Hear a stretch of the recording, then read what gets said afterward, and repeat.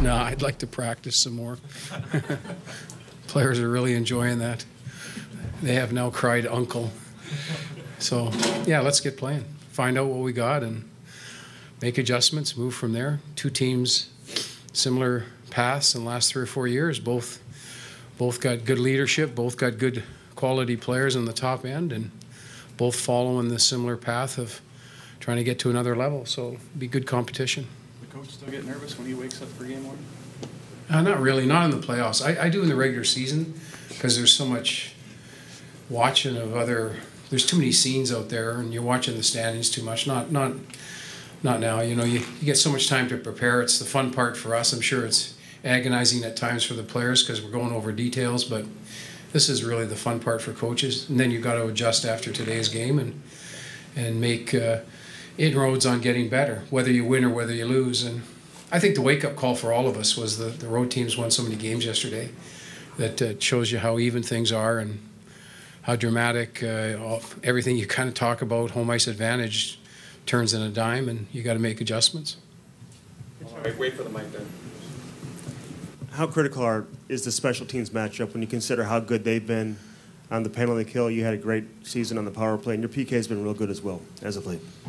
I don't think it's. I don't think you're going to get a lot of power plays in this series, so I don't think the power plays are really relevant. This series is going to be 1 5-on-5, but I think your penalty killing is going to get challenged. There's a lot of really competitive players that play on the power play, so I think how you kill penalties is going to be really important, and whether you can get penalty killing done at the right time in the right phase of the game, I think it's going to be really important. I think the teams that are on the power play are going to have a really difficult time because there's so many good players. They use their top players to kill penalties. We use our top players to kill penalties. You got a lot of good players out there, and it's going to be hard scoring against that many committed players. So, but if you have a tough time killing, you're going to have a tough time controlling the series because it's going to be that little advantage that a team's looking for. Hitch, we saw last night that one game in, and there's already controversy, storylines. Do you think this Blues team, do you get the sense that they're more prepared to handle the ebbs and flows of a series based on the path they've taken the last couple of years to get to this point?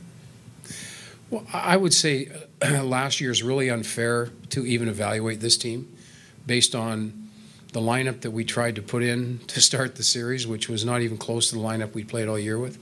So I think you can't. Our team deserves way more credit than criticism for how they mustered it up and played through the things they did. We had a lot of players who spent 2 months in rehab playing one series. So they came in banged up, got banged up worse, and it was a tough go. So I don't think you can evaluate that. I think for me,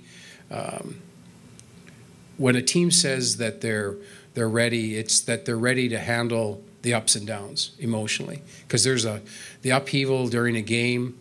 What you think is normal in the league play is not normal. Like you're looking at a playoff game, say in Nashville yesterday, first period of overtime, there's 7 odd man rushes. You're just going to have to deal with that. And it's the emotion that the players put in, and that the games in the first series have the most energy in them. They've got the most bizarre plays at times. You're just going to have to learn to field through that. I think that's where we're better equipped. We've gone through these emotional. Last year's the series was 4 overtime games, 2 of them really long.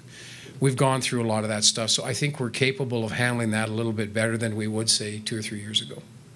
You mentioned that you didn't think there'd be a lot of penalties in the series. It'll be 5-on-5. It'll be an emotional series, so do you think that's a result of the way the games are going to be called, or the players are just going to be cautious? Or No, I don't think the players are going to be cautious.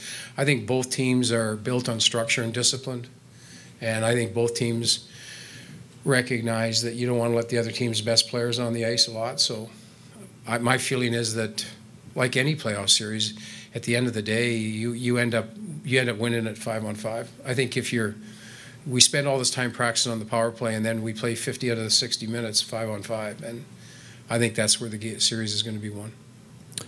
Hitch, much made over your goaltender choice, but I'm curious how much you had to agonize over your defensive pairings and who would play and who would have to sit. Well, in the goaltending choice, Jake getting hot when he did winning the games against Chicago impacted our decision a little bit. So I'm not saying it made it easier, but it made it more defined for us. The pairs we have right now are natural, but we're missing a pretty good player. We're missing a player that can add to the group. So if we need to put Bertuzzo in, he's played very well for us.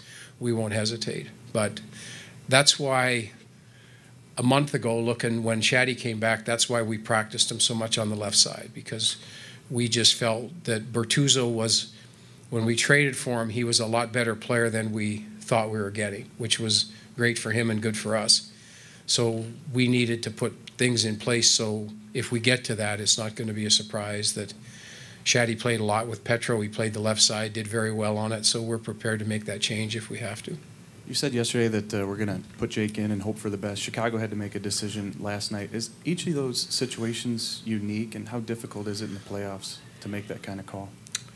I think you deal with every game in a separate entity. I don't think you deal with it and say anything's long-term, not in this day and age. I think if you've got two goalies that you trust and one guy's not going well, you move a different direction. But you honor the start, and then you just deal with everything day by day. You know, you look at the series last year between Minnesota and Chicago. Players that weren't even in the series had a major impact in the series halfway through. They weren't even in the series to start. So you got to gauge all that stuff. You can't look at anything long term. You can't look at anything, well, where are we going to be in game 3 or 4? You look at it every day individually, and then you make your decisions from there. And if you have people like, say, that Haula, who ended up having a major impact in the series, you know, you got to put guys in that you think can make a little bit of a difference, because that's the little edge you're looking for every day. But you got to deal with it. Once the next day starts, you got to look at things pretty critically.